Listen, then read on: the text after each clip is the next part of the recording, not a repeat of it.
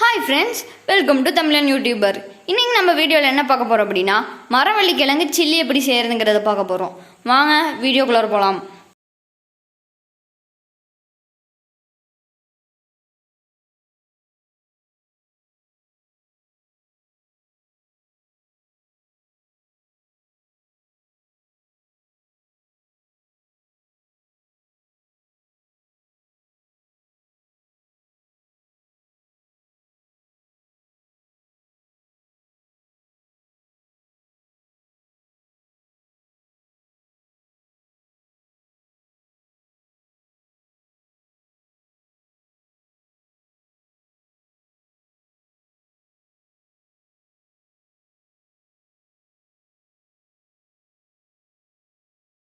பச்சை மிளகா, பட்டை, கிராம்பு, சோம்பு இது நாலுத்தையும் விழுதாக அரைச்சிக்கோங்க.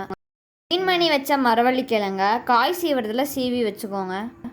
இப்படி சீவி வச்சாதான் மிக்சியில் அரைக்கிறதுக்கு ஈஸியாக இருக்கும். இந்த மாதிரி மிக்சியில் போட்டு நைஸாக அரைச்சி வச்சுக்கோங்க. இது கூட அரைச்சி வச்ச விழுதை சேர்த்துக்கோங்க. இது கூட கருவேப்பிலையை சேர்த்துக்கோங்க.